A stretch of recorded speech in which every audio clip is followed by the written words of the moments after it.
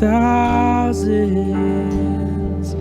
and thousands, my beloved is the most beautiful among thousands and thousands. My beloved is the most beautiful among thousands and thousands.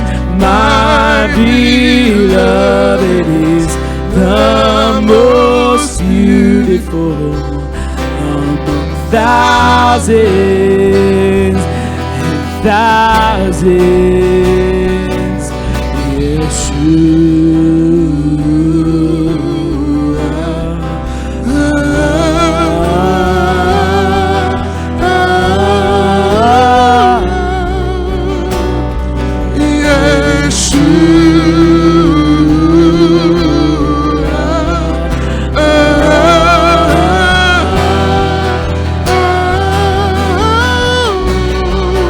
Yeshua.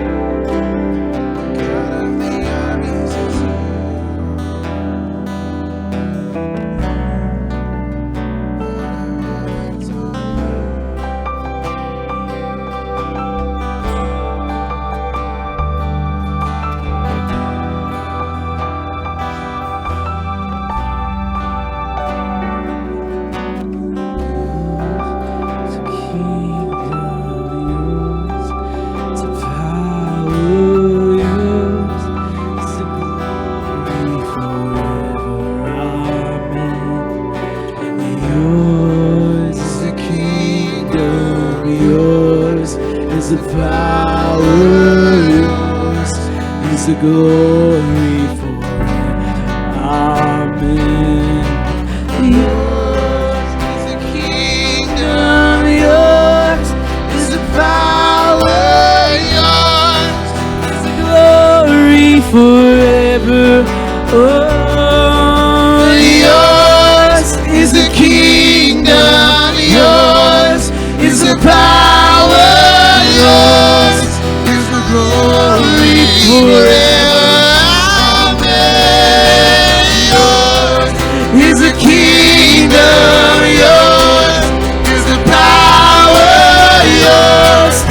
The glory forever.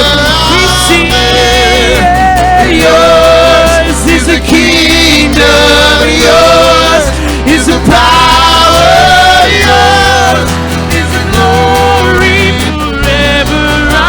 Amen.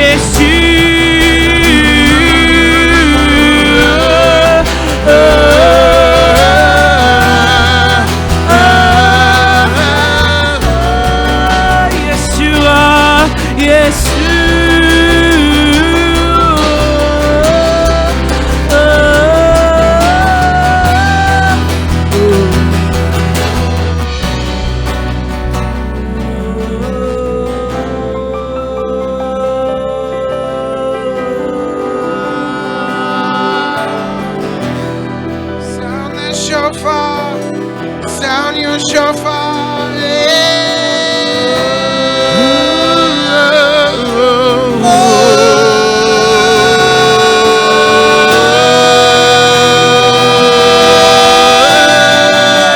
sound your shofar.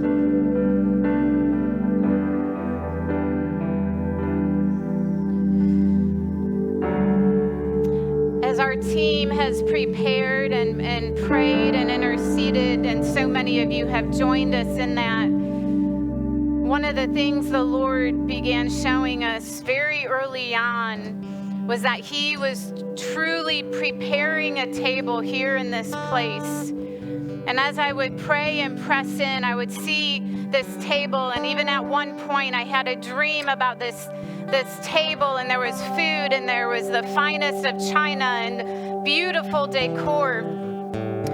And the Lord said that He is preparing a table at this gathering for us.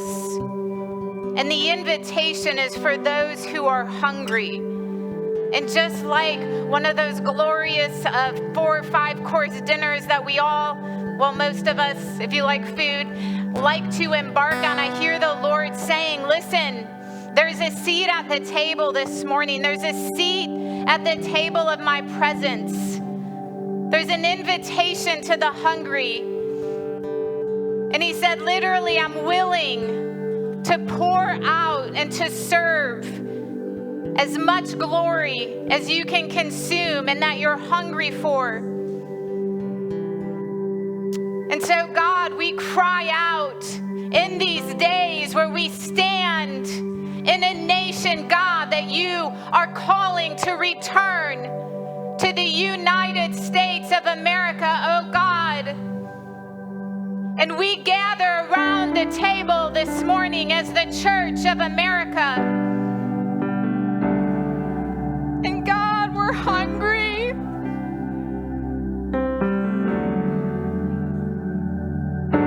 We're hungry, oh God.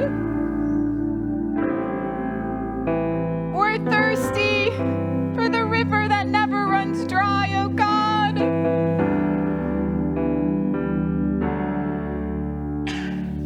We've tasted and we've seen the false, God. And we lay it aside. And we feast at your table. God, we're so hungry for your presence. We come, oh God, on our knees today. Where does America's help come from? It comes from the Lord, the maker of heaven to earth. And this morning, we turn our eyes up to the hills, oh God. And we look to you today. we declare, oh God, we declare your presence and your glory, God, in this place.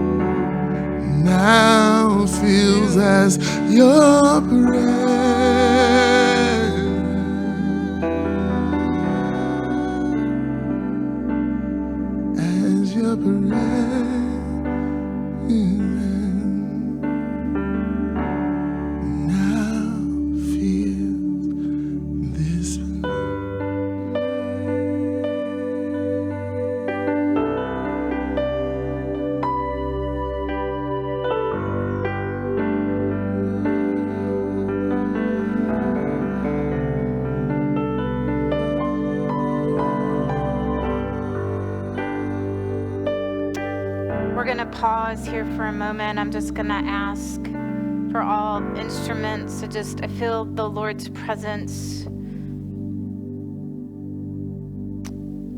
I just want to listen. I don't want to miss a moment.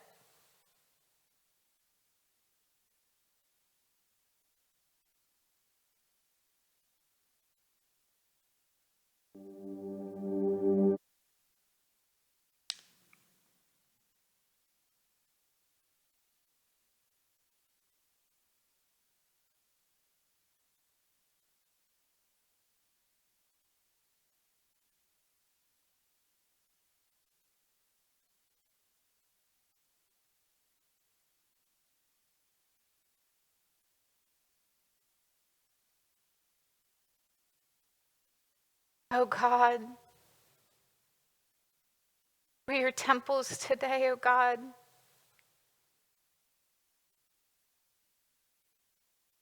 You're making us houses of prayer, God, this temple.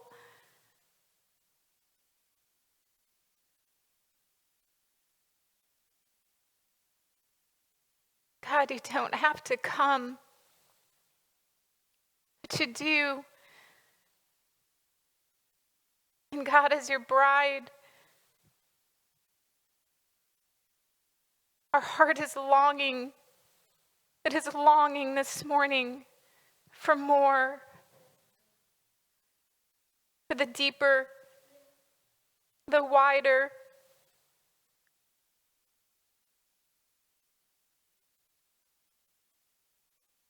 I can't help but think of the parable of the 10 virgins. And God, the cry in my heart is that your bride would have their lanterns full of that oil, God, looking for the groom. We know in Jewish tradition, the groom would go and the bride never knew the exact day of the return for the wedding, but she was ready and waiting.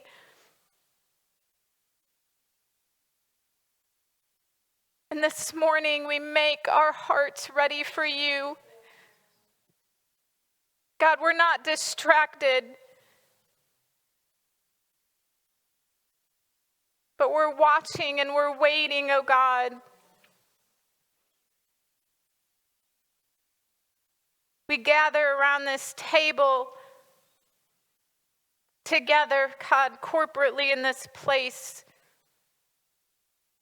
And we bless your holy name, God.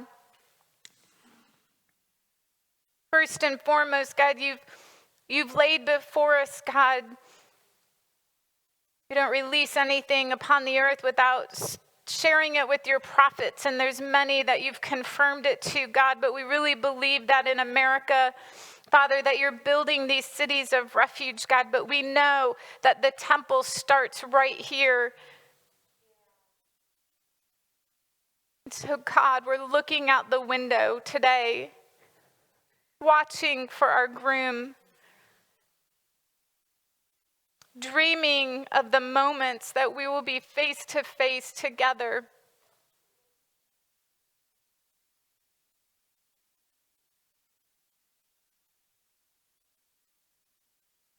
Oh God, you're so good. We love you today.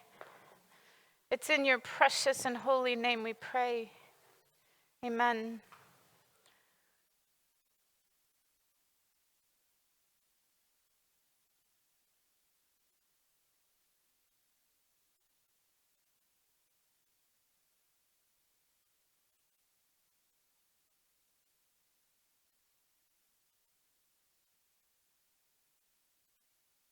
Anyone see a tissue? If not, we'll just go with the mascara running.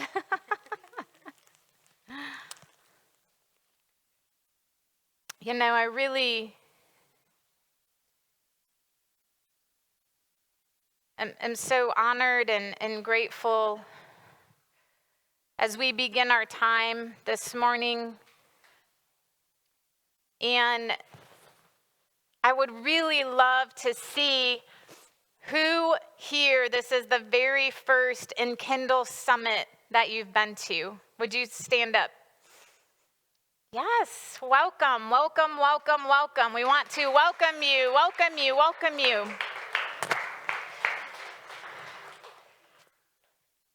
I have so much gratitude in my heart for our elders, and I want to ask our elders of Enkindle Ministries, our board, our apostolic team that's here this morning, again, to please stand up so that we can honor you today.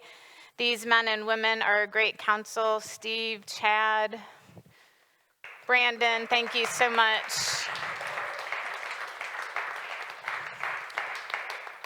You know, a couple of years ago, Joe Liggett, who will be preaching tonight, said something that had really struck me, and he said, It's so easy to honor those that come into town, but it's hard to honor those that you work with day in and day out, right? When you start rubbing and you're tired and all of these things. And so I want to ask our team, Rebecca and Kelly and Ashley and Dee,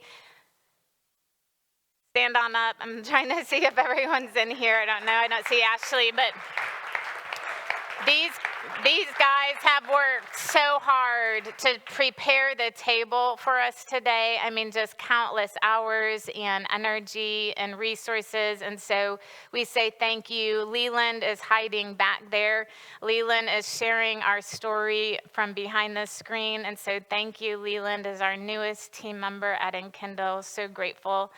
And, I could go down such a long list because I really value every person in this room. I highly value the intercessors that you're going to hear about that have prayed countless hours. We know that that's where the anointing is. And so I could really take all morning and just talk about that. So thank you for coming. For those that it's your first time, I want to share a little bit about what an Enkindle Summit is. We really believe, and you're going to hear over the course of this weekend, I'm going to talk part 1 today about what we really feel the Lord has placed on our heart prophetically for this next year. Every Rosh Hashanah, we really take time, and for months we really pray and go, Lord, what do you want to release in and through Enkindle Ministries? We believe that the Church of America is rising up as the ecclesia and boldly and valiantly leading our nation to return back to one nation under God. And you cannot convince me of anything else, because I have seen the ecclesia rise in these dark days like never before. And I believe that the pestilence of this land that we call COVID-19 will diminish and decrease when the ecclesia rises up. And I heard Denise say this very loudly, rises up as the army and says, no more. We recognize that our nation is where it is because we as the ecclesia haven't always done our job, right? For many reasons. And so the summit is a time that we get to, from around the nation, come together. And we get to be together corporately and really just ask the Lord, what do you want in and through Enkindle Ministries, who is one representation of the Church of America? There's many, many ministries that represent the ecclesia, the Church of America, and we're one. And so what do you want us to focus on for the year ahead? And so every time I would pray, there was this resounding theme that ran through my head, and that was this. Rebecca, you can go ahead and change it to the next slide. More than anything, the last 2 years, one of the things that the Lord really super clearly spoke to me was that in these days, this was probably about 2 years ago, in these days, the only way that we're going to make it is by gathering around the table together. These types of moments. And for us at Enkindle, because of the nature of the ministry, actually we gather virtually. Sarah, would you mind closing that door for me? Thank you so much. We end up gathering quite a bit virtually around the table together, but listen to me.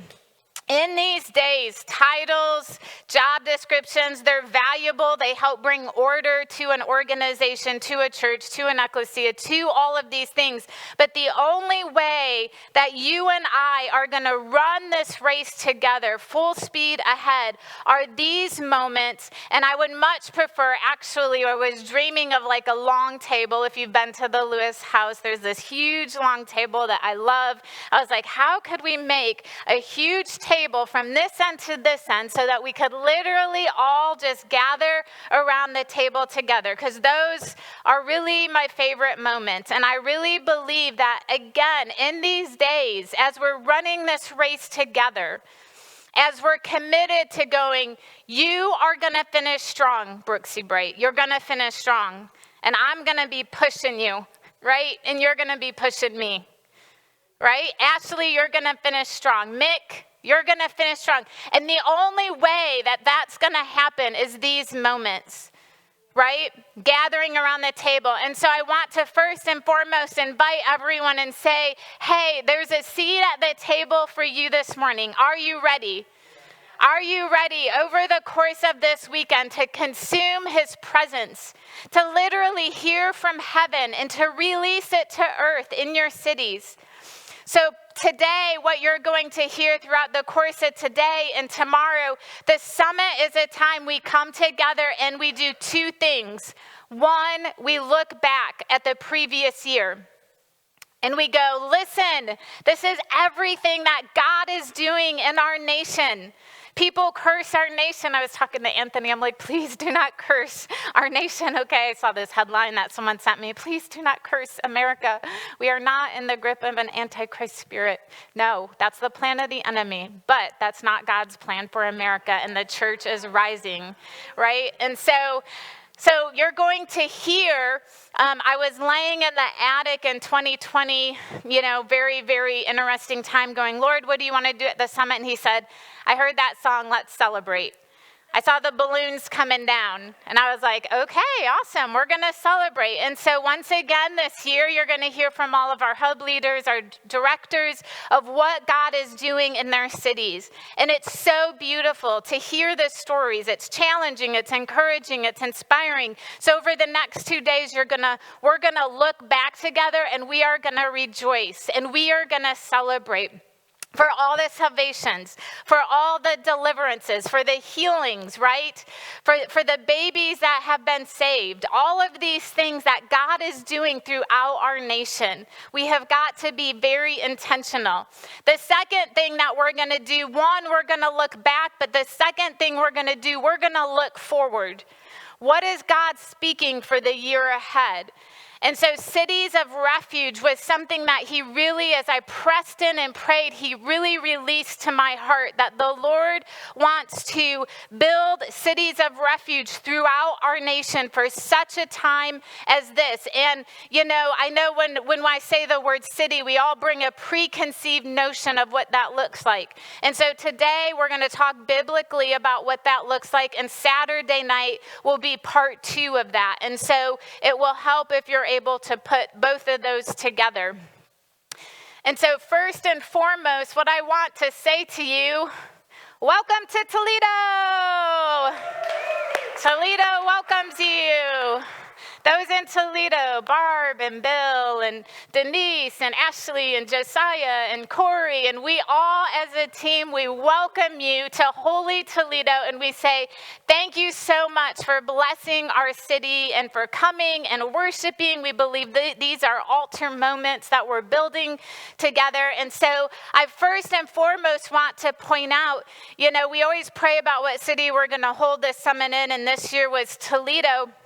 And I really believe these things are very intentional. There's no coincidences. And cities carry destiny, right? Your city carries a destiny. And so I wanted to share this little bit of information. We're going to get to hear a little bit more about what God's doing in Toledo in a few minutes with Barb and Bill and Denise. But I wanted to share what this looks like. And some of you may or may not know, but we have this seal in Toledo, and it's so cool. It's this Latin phrase, and I love it. Sarah sent me a shirt several years ago, and I still wear it. I love it. I love the phrase, and it says, to work is to pray. That's actually what that Latin phrase means. And I think it's kind of intentional that it's in Latin because I don't think people have caught on, so it's like this really like Jehovah's sneaky kind of thing, so it's like really fun. And so really interestingly, this city was founded in 1837. Fort Industry was the first building constructed around 1800 in what would later become the city of Toledo. And that's really important for you in your city to know the foundation. We're going to talk a little bit about that. That's very, very significant. And so you may be asking yourself a very significant question at this point, which is, why am I here? Why in the world am I here? Okay, hopefully no one's scared away, but why am I here? Well, very, very simple question and answer, you're here to release heaven to earth, to bring glory to God, whatever that looks like in your family, in these moments, in your city, in our nation, all of these things. We're simply here to release heaven to earth. And my heart for you is during these moments together that we will pause and we will listen to heaven released to earth.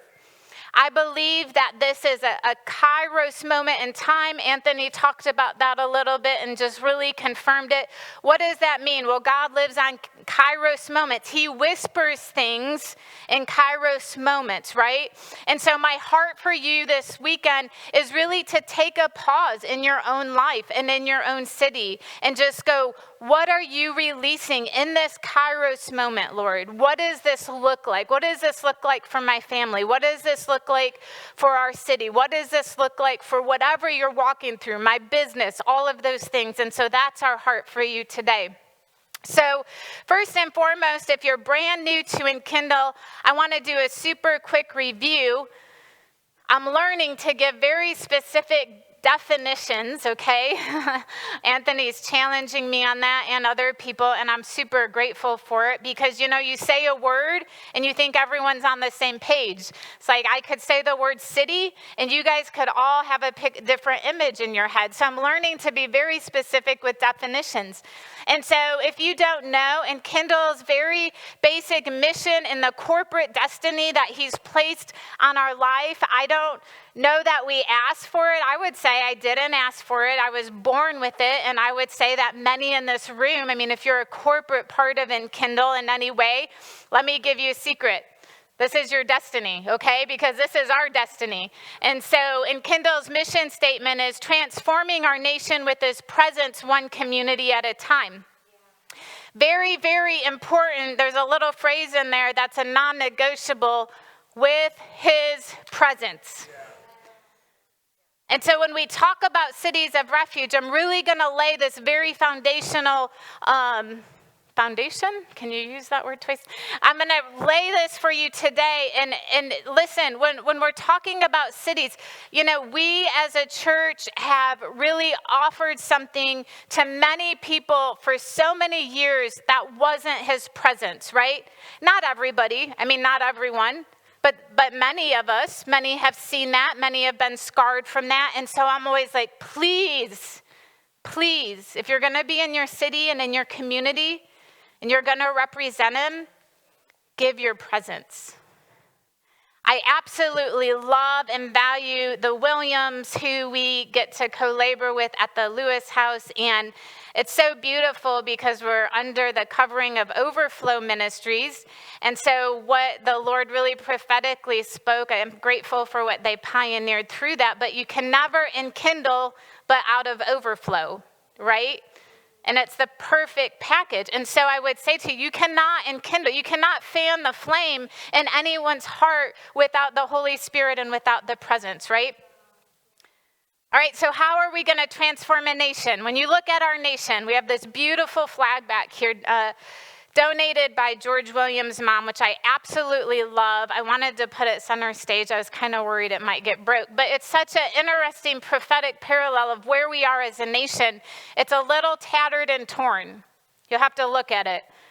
And I really believe, you look at America and you're just like, some people will say we're post-Christian. I've heard all of these curses. Please do not say that. Please do not say that. That's the enemy's plan for America, but we don't partner with his plan. We partner with the Lord's plan.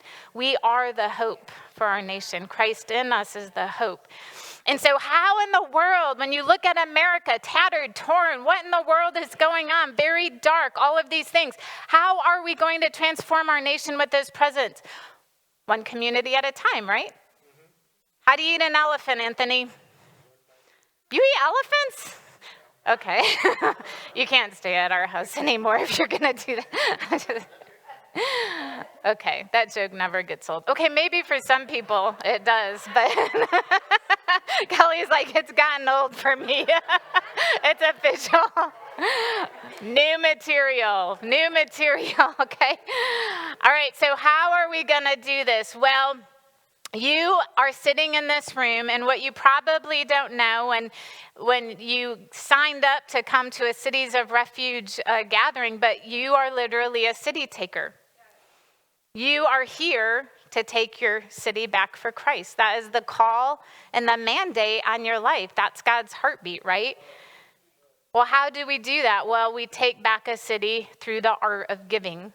And so he has a plan to give in and through you somehow. I don't know what that looks like. For some, that's releasing intercession in an attic. For some, that's plowing in business. For some, it's different for everyone, but it's somehow giving back to a city or to a community with his presence from the overflow of his spirit, right?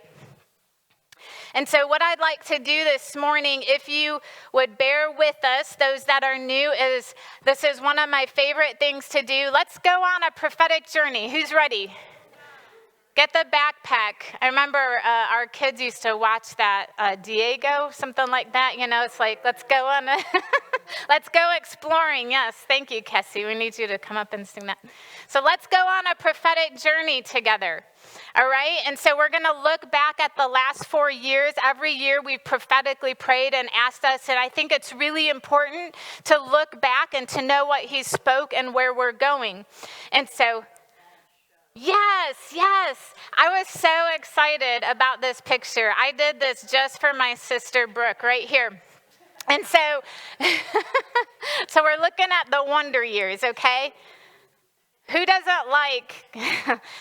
who doesn't love Kevin and Winnie? Yeah, you can't. Brooke, I think you might. This is a classic love story. All right, Brooke's gonna be alone in this. Don't cry later, it's okay. We'll convince him by the end of the weekend. All right, so we have boldly given our yes through the years. Do you remember? So these are the last 4 years prophetically of what God has spoken. So 57:79, he spoke, you living encounter. You are a living encounter. He lives and dwells through you, right? Every encounter that you have, no matter where you go, you are giving abundant life because you possess that, right? And so you're a living encounter. 5780, city transformation, one brick at a time. And that was 2 years ago, and we were actually here in Toledo for that. And so it's like you look at a city, it feels overwhelming. Well, one brick at a time, right?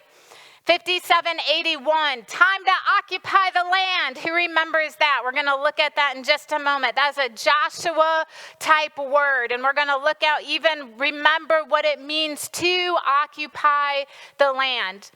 Looking forward, what is 5782? What is God speaking? Well, he's speaking to build cities of refuge, okay? And release that on the earth. And so the very first thing I want to do is I want to start by looking back together today, and let's celebrate. Are you ready for some good news? I am so ready. I am so ready for good news. And you guys, it's so amazing because I am positioned, we come together virtually around the table several times throughout the week, and I get to hear all these amazing stories like Aaron Valenti and Jefferson and all God's doing there, and in Toledo, we have prayed and prayed for hub leaders, and a couple months ago, Joel and Carly stepped up boldly and courageously, and we're so excited. And then Chad and Brooke in Lebanon and all God's doing, and the walls that are coming down in the square, and all these beautiful young people who we love and adore, and we're so glad, led by Olivia and Connor and Autumn and the team there at the training center. And I cannot wait for you to hear, because it's amazing what God is doing throughout our nation. So the news is lying to you. Okay? That's the greatest false prophet in America. We know this. I won't go down that tangent right now, but we are going to celebrate. And so what I really want to do today is a look back super quick, a quick review of 5781. The word occupy the land or possess, if you look in your Bibles at Joshua 1, it's very, very important. I'm so grateful for the foundation of Cross Style, Reverend Stephen Manley and Jeremiah Bullock. I don't think he's here this morning, but they've really grounded us in the word. I'm super grateful because every prophetic word should align with the word. Yeah. And if it doesn't, there's an issue, right? And so one of the greatest hearts at Enkindle is that we would stay grounded in the truth. My heart for you, the next generation, you have got to stay in the word. That is the truth. That is the sword of the Spirit. It severs both joint and marrow, right? And so 57:81. So Joshua 1, I'm just going to read this one verse. There's actually, in Joshua 1, I've studied this for some time. There's several places this is used, occupy the land, but we'll look at just this one. Go through the camp and tell the people, get your provisions ready. 3 days from now, you will cross the Jordan here to go in and take possession of the land the Lord your God is giving you for your own. All right, so occupy the land. That word occupy is also used as possess. Like I said, it's used throughout Joshua 1 several different times in the form of occupy and possess, if you have the NIV. But this is what it means. It's a specific Hebrew word that means to seize, to take possession of, possess, occupy, inherit, that's really big, to drive away, expel, or take away. What I want you to catch, so first of all, who felt like in 2021 you could see tangible, practical reality of how you occupied the land with the Lord? There is something in your life that you occupied, okay? I know that we did in Toledo in many ways. Some of you got to stop by the Lewis house, and the Lord's just doing an amazing work there. You'll hear that later, but really felt like it was like that moment, like you drive your stake into the ground, right? But what I really want you to catch is this word for possess is the same Hebrew word as heir. And in Genesis, it's used many times. I just picked this one to save you time and energy because I have a lot to say. So you'll be out by midnight. No worries. You know, Salvation Army, they used to pray for 24 hours. So, you know, even if we're here 12, like, yeah, that's all good, right? Okay. And Abram said, you were given me no children, so a servant in my household will be my heir. Then the word of the Lord came to him, this man will not be your heir, but a son who is in your own flesh and blood will be your heir. I picked that verse very specifically because, listen, this occupy the land, what I want you to recognize, it's already yours. It's already yours because it's already his. And so literally all you're doing is you're partnering with him to bring that forth, right? Yeah. What does that require? His presence, his glory, listening, all of these things. And so there's a second way that this occupy the land is used, and it's used very much in a military sense of invasion for the purpose of settling in a territory. If you could flip that, there you go.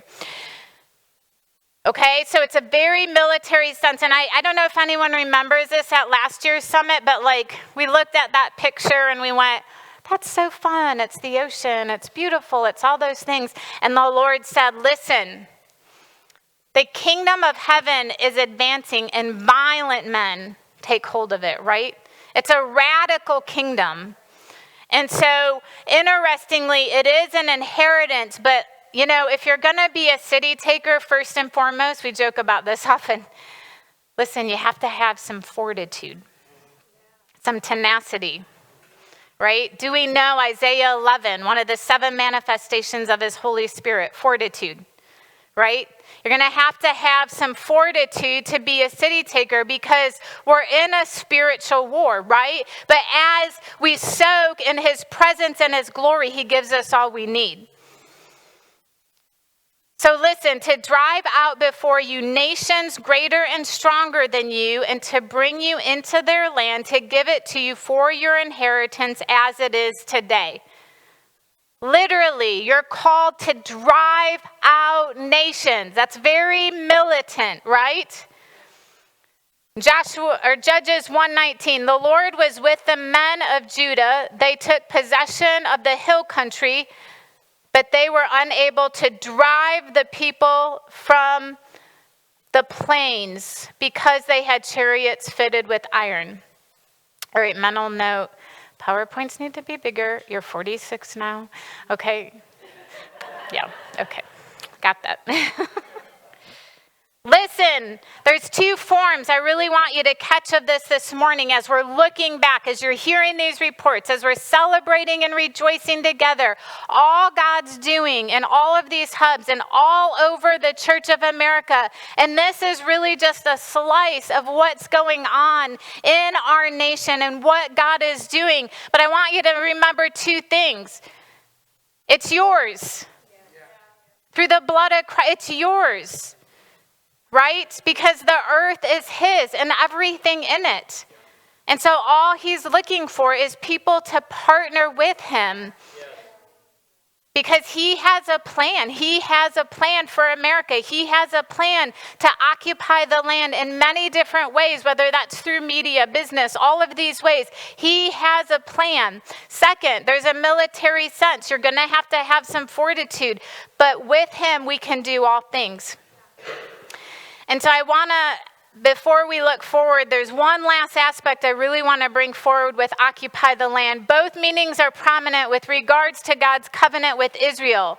God told Abraham that the land of Canaan would belong to his descendants, but after leaving Egypt, they had to take possession of the promised land.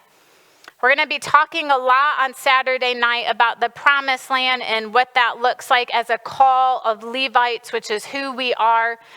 Yaris occurs frequently in Deuteronomy because the people, I think this is so important, okay? Listen, I want everyone to listen up for this moment. 2020, okay?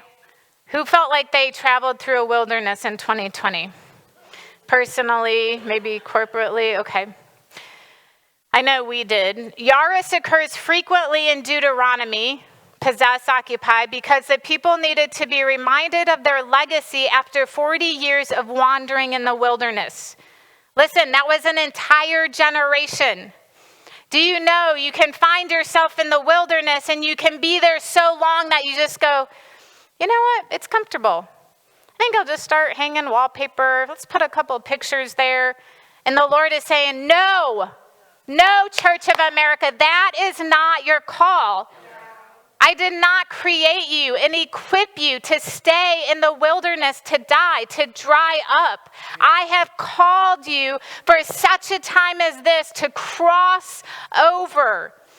And the Lord sometimes have to remind us, because when you're in the wilderness, an entire generation, it's the norm, right? Many kids were born in the wilderness. That's all they knew.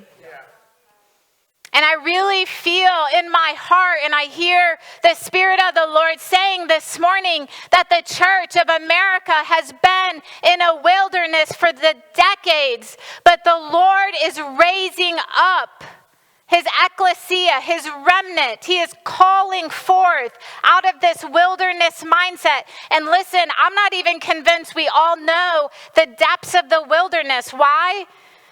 Because it's all we've known. It's the norm, right? Yeah. And so you only know what you know, but the Lord is shifting mindsets. He's covering us with his blood. And so as we look forward to 5782, we're looking at cities of refuge. So we've looked back here, and now we're going to look forward to cities of refuge. So next slide. What is cities of refuge? What's that mean? Very simply, and this comes right from the Hebrew study, which you're going to learn throughout the weekend, but a city of refuge is a safe place of God's presence to redeem, deliver, and release people in need.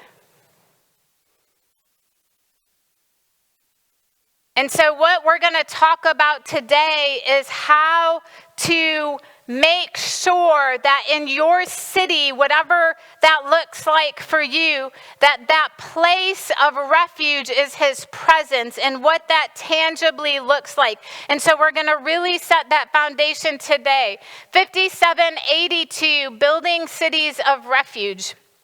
So super quickly, when you look back at the Hebrew words, I don't get super far down into this. There's people that are a lot more versed in all of this. I kind of, it's just like a buffet. Like I just kind of glean, cross, and pray.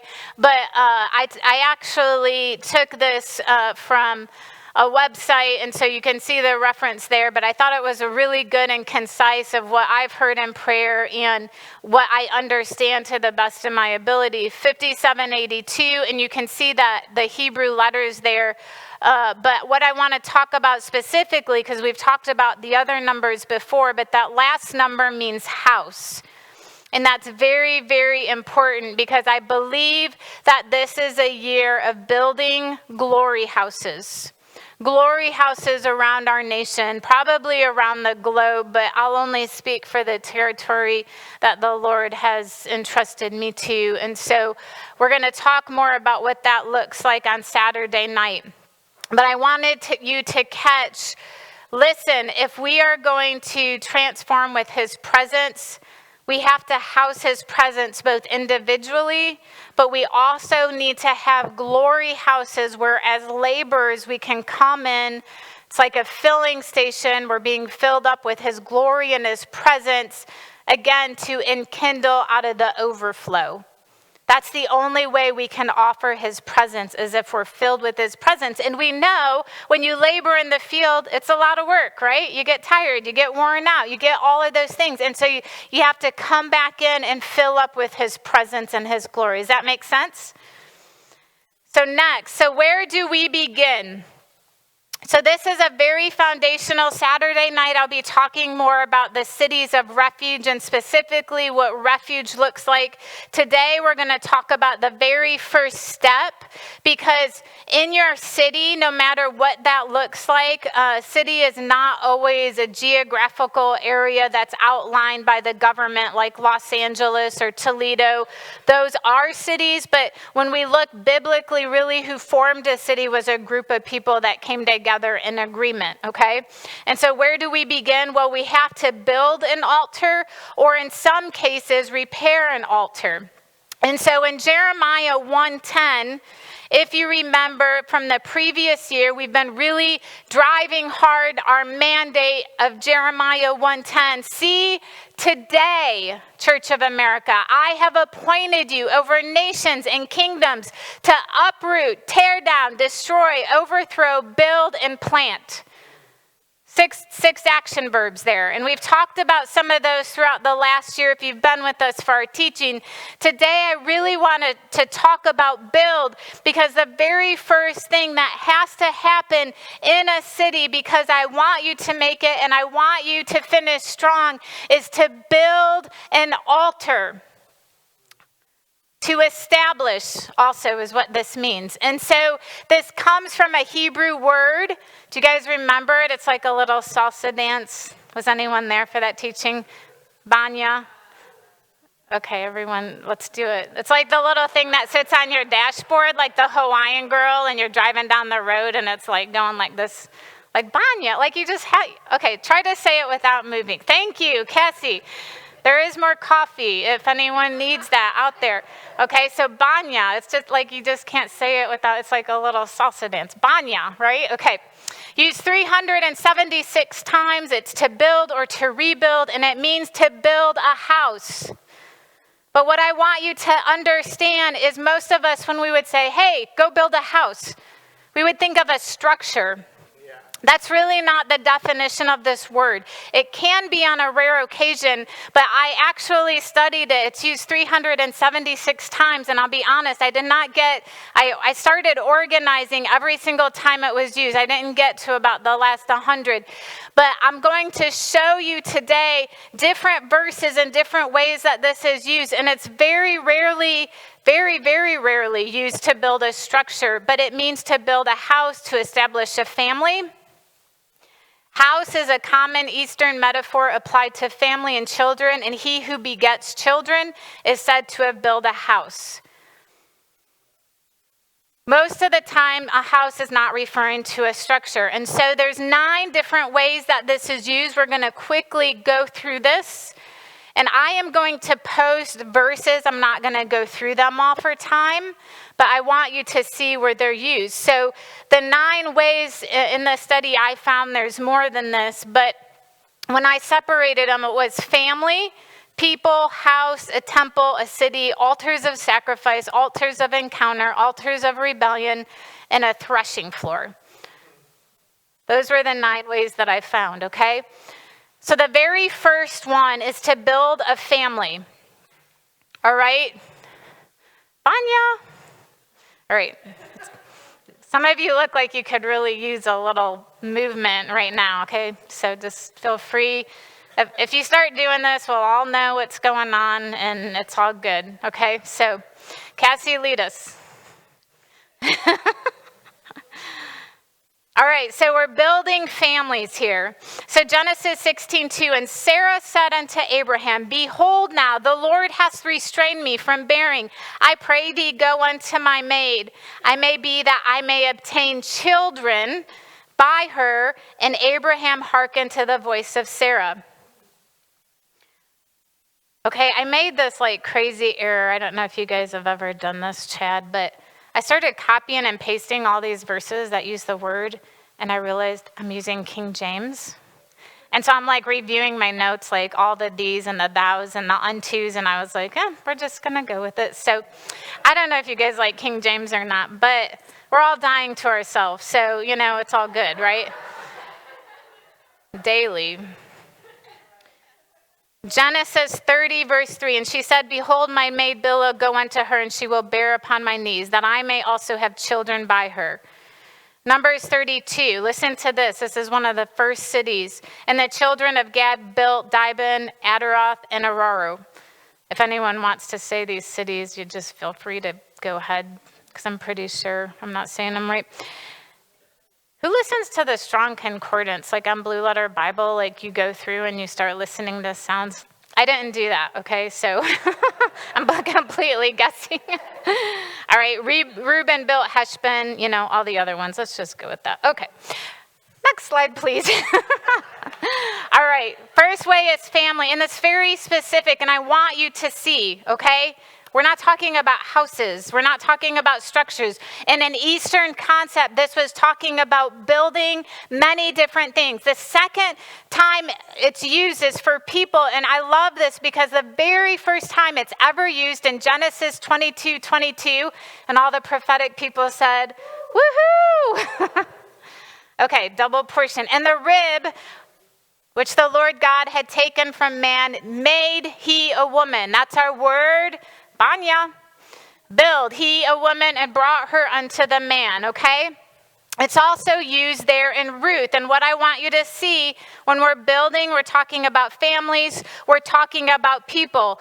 God himself, in the very beginning, he was the original creator, the original kingdom builder, because we can all throw out these cliches like, man, we're just really kingdom building. And people are like, what does that mean?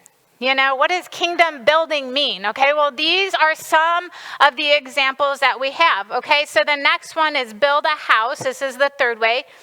And Jacob journeyed to Succoth and built him a house and made booths for his cattle. Therefore, the name of the place is called Succoth. All right, and so interestingly, here is a literal house that we would think of, but that's only one of 376 uses, so it's more rare. The next one is a temple, to build a temple. Numbers 32, and they came near unto him and said, we will build sheepfolds here for our cattle, and cities. Did anyone catch that? And cities, okay. For our little ones. We are a temple. Does anyone remember singing that this morning? Or was that a blur? Okay. Anthony remembers. Yeah, okay. Deuteronomy 8:12, lest when thou hast eaten and art full. I just feel like King George out of Britain right now. Like, when thou hast eaten and thou art full, like, okay, like that sounds so official. And hast built godly houses and dwelt therein. Okay, temple. The next segment we're going to look at is altars. So quick review. The very first building is what? Family. Wow, smart bunch. Second, people. Third, houses. Yes. Fourth, temple. Fifth, altars. Yes, everyone can read. I'm so happy and so proud of you. This is awesome. Okay, altars, what are they? Does anyone does this picture look familiar to anyone? This is a little blast from the past. Rebecca remembers. Rebecca, where was this? Yes, when we had City Taker Fortitude and we did our a retreat in North Carolina. Some of you were there for that, and so we gathered around this fire. So we're going to look at a few different altars, because I really believe altar is a word. When I use that, everyone has a very different idea of what that looks like. And so the very first thing for all of us to come together on the same page, and this is super, super important, probably next slide, the most important piece of what an altar is. And so next slide, altars always require one thing. Next slide. Altars always require a sacrifice. Old Testament, New Testament. Sacrifices were the primary medium of exchange and altar interactions. The priestly code of Leviticus, the Lord gave that call this morning, by the way, that was in the Spirit, devotes a great deal of space to proper sacrificial procedure and to what sacrifices are appropriate in various circumstances. Sacrifice was the essential act of external worship. Unlike the divinities of the nations surrounding ancient Israel, Yahweh did not need sacrifices to survive. Very important. The Israelites, however, needed to perform the act of sacrifice in order to survive. That is why the Enkindle cry every day, I'm clay on the potter's wheel, God. I lay my life on the altar as a living sacrifice, holy and pleasing to you, for this is my spiritual act of worship. Listen, God doesn't need us to say that. I'm sure he enjoys it, but we need to say it, right? As a continual reminder. So when you face the person that's cussing you out and screaming and yelling, and you're going, you know what, when I had that moment at the altar and I gave the Lord my yes, and I was like, I'm going into ministry to help people. I can't wait. Everyone's going to smile. It's going to be so great, you know? And then you come to this moment and you're just like, I don't remember signing up for this. Like, I did not, you know, I'm like, that was like a Jehovah's sneaky, because I'm not sure I would have signed up for this, you know. It's like you have this total, you know, sunshine rainbow concept, right? Has anyone been there? Yes, okay, good. So that moment, you go, you know what? I already laid my life on the altar. I laid my life on the altar today. So it's not my own, right? Second half, the act of sacrifice moved the offering from the profane to the sacred, from the visible to the invisible world. By this action, the worshiper sealed a contract with God. Blood, believed to contain the life of an animal or a human being, was particularly important in the sacrificial ritual. It was sprinkled against the altar once a year. Blood was smeared on the horns of the incense altar. Listen to me. Altars always require a sacrifice. And this is true in both kingdoms. You know, both kingdoms operate from this. I was visiting a friend a couple weeks ago, and she was sharing a story with me about her son who is in the Nashville region. So this is really great. This is your city and region. And her son works for a major, I think it's a symphony type, symphony. It might be Nashville Symphony. I don't know what it's called, but it's a symphony. And there's people trying out and coming through. And one person came through with their music, and he heard it and just went like, ugh, something's not right here. Well, musically, it was pretty brilliant, okay? So the guy is sharing his story, and this is what he says. We have to release this sound from the Nashville Symphony. I don't know the exact name of it. Because this is literally, we're trying to create an altar here in Nashville for this religion to go out across the city. And they're pushing and pushing and pushing. It was approved to be released in a year or two. So the intercessors in that region and area can really just start praying against that, right? But what I want you to catch is this is true of both kingdoms, right? There's a sacrifice. There's a sound that goes out. And we all know we're in spiritual warfare, but this is what the sound of Nashville, I say that every time I go. I feel like a broken record, but I always see it. Like the sound of Nashville, the sound goes out across our entire nation. So of course, there's going to be warfare and a battle for the sound that is released from Nashville to come forth, right? Makes sense? So altars of sacrifice are true for both kingdoms, and we're just going to look at a couple of verses. Rebecca, you'll have to go probably back 2 slides to 2 Samuel 24:25.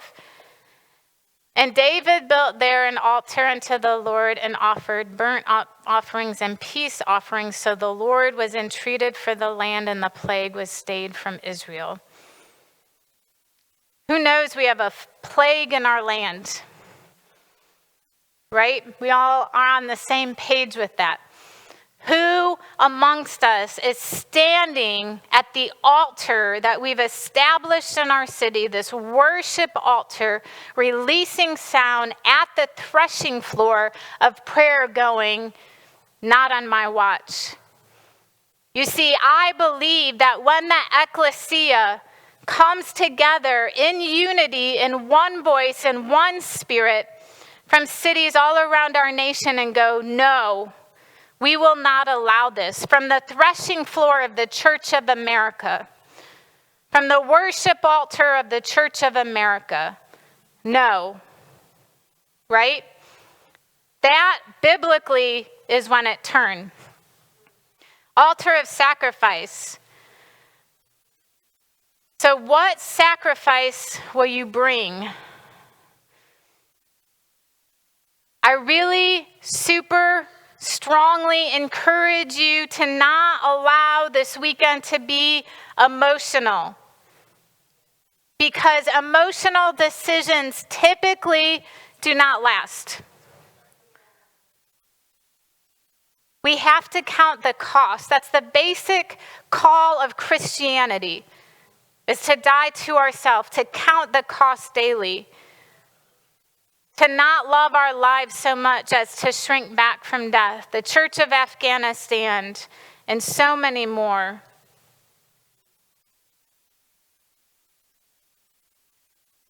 They get this. And so the city taker call is not one to be taken lightly.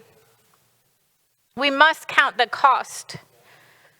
The second form of altar is an encounter with God. Every time throughout the scriptures when there was an encounter with God, there was an altar of remembrance. And so we can look at a couple of these. Jehovah Nissi, the Lord is our banner. Exodus 17:15. And Moses built an altar and called the name of it Jehovah Nissi. We can see Jehovah Shalom. The next slide, what I want you to get is altars were places where the divine and human worlds interacted. Altars were places of exchange, communication, and influence. God responded actively to altar activity. We can see that with Elijah and Baal involving an altar. Noah built an altar. Jacob at Bethel and Peniel, both encounters with the Lord, and they built an altar. And so, listen, the kingdom of darkness and the kingdom of light both get this. There's a major clashing of the swords going on in our nation for the altars, right? And that is why the Church of America has got to rise up in our cities and to build or establish the worship altar. That is what you're doing, by the way, on Tuesday nights in the square. That is what you're doing at the Lewis House continuously, but Tuesday nights when we stand and release. Rebecca and Eric, I'm not sure if yours is on Tuesday night or not, but that is what you are doing in your city. Steve and Amanda, Tara and Brandon, I could go around this room. That is what you're doing when you're standing in a city and you're releasing praise and you're releasing worship, is you are literally building an altar and you're going, in this city, we will praise and we will worship the one true God, King Jesus, right? That is what we are doing. And I want you to get that. And it's a very foundational step to building a city of refuge. Because listen, you can never have a city of refuge if you do not have this going on, right? That's what y'all are establishing in Aiken. Have established, are establishing, right? Okay. Let's look at other altars, and we're going to wrap up here and take a break. Other altars, time for repair in many of our cities. We know this. There's altars of rebellion. Joshua 22:23, that we have built us an altar to turn from the following the Lord, or to offer thereon burnt offering or meat offering, or to offer peace offerings thereon, let the Lord himself require it. And so when we go down, there's altars of Baal, there's altars of Molech, there's altars where, we sacrifice our own children. There's all of these altars. Anytime blood is shed, an altar is built and established. I can't wait for you to hear what's going on in Operation Breathe Life. So much with Jim and Diane and Joanne and Mom and the entire team. We have a major altar in our nation that needs to come down, right? And that is the altar of hands that shed innocent blood and sacrificing our children, the Molech. Lastly, the threshing floor altar, and this is super significant for the time we're in, and I want you to recognize the power and authority that you have in your city and that we have in our nation, because I'm sick and tired of listening to the news, the false prophet of media who's cursing, even some in the Church of America, just really cursing over and over and telling us that we're powerless, that it's too late for America, all of those things, because that is not true. You see, Jesus himself said to Peter, listen, Peter, upon this rock, Petros, Peter, will I build my church, and the gates of hell will not prevail against it. And so my question is, where the gates of hell are prevailing, is that the ecclesia? Or is that a man-made structure that we've called a multi-million-dollar industry?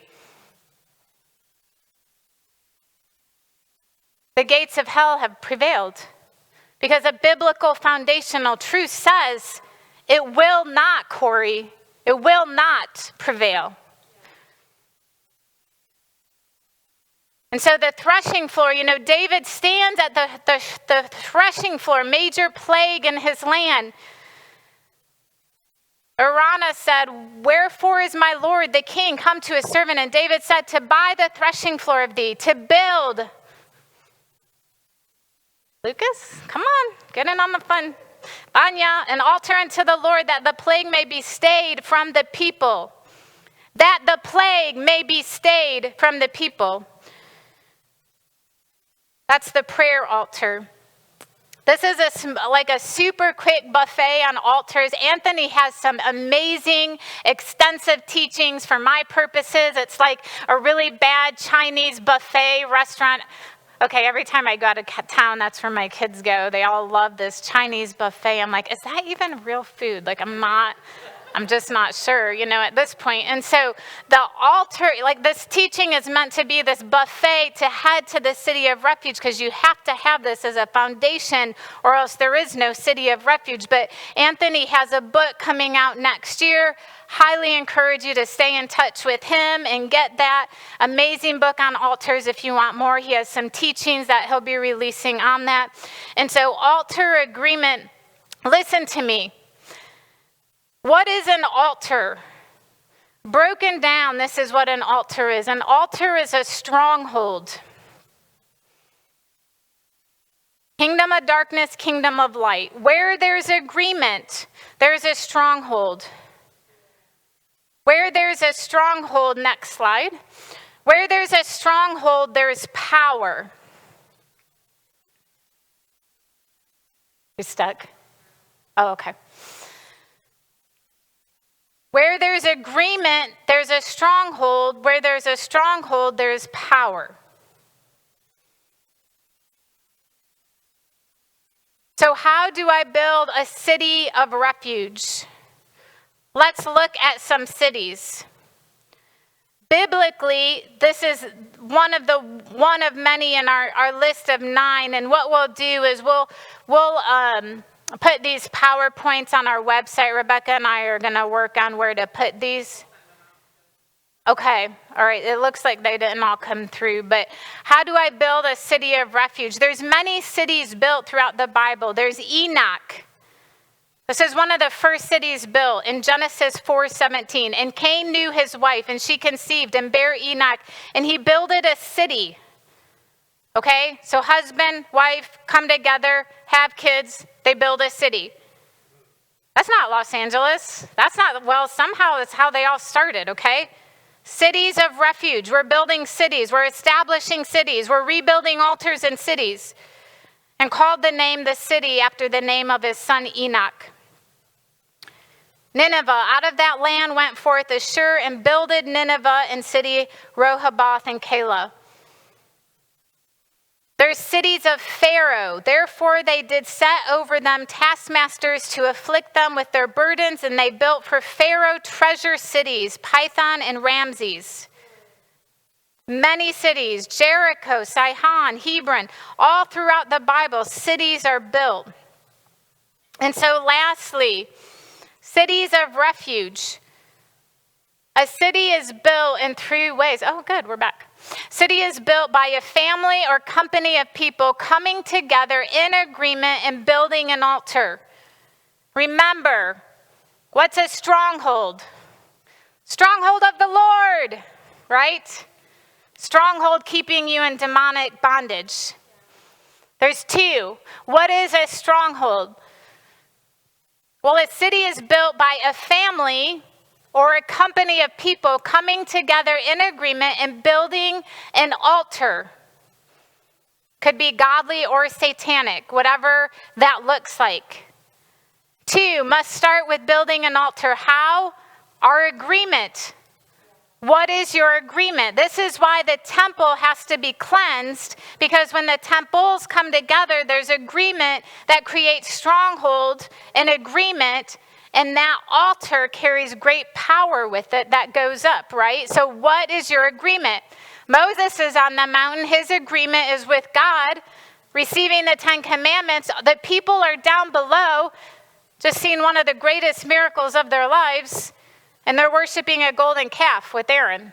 That was their agreement, right? There's obviously other ones, Baal, Molech, there's all kinds. This altar of agreement establishes a stronghold of power and unity, which forms community, common unity. That's why there can't be disunity in community. That's a complete play on the actual intent. Common unity, community, right? Our community on Tuesday nights, we're in agreement about the one true God. The community of Vineyard. You know, we could go around the room. There's communities. There's agreement, right? There's agreement made. There's a common unity. There's false unity, right? We can go into many things. BLM, LGBTQ, all of these things. There's false unity, but they're a community. And there's agreement around a central theme or purpose or, carrying a spirit of offense and rejection and all of those things. And that's how these communities are formed, through the strongholds of rejection. So my last question for you today, before we take our break, will you be the one? Because Jeremiah 5:1 encourages me every single day, because this is what it says. If you can find, Jeremiah, if you can find but one person who deals honestly and seeks truth, I will forgive this city. One. If you can find but one who deals honestly and seeks the truth. Notice he didn't say who goes to church, who's on the worship team, who tithes. It's someone dealing in truth, right? One. Well, I see lots of ones in this room. I don't know how many cities are represented. We're going to look at more of that Saturday night. But one. Will you be the one?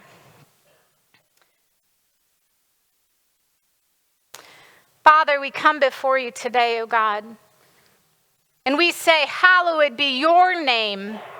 Your kingdom come, your will be done on earth as it is in heaven, in Toledo as it is in heaven, in Lebanon as it is in heaven, in Aiken as it is in heaven, in Jefferson as it is in heaven, in Fort Worth as it is in heaven, in Cody as it is in heaven.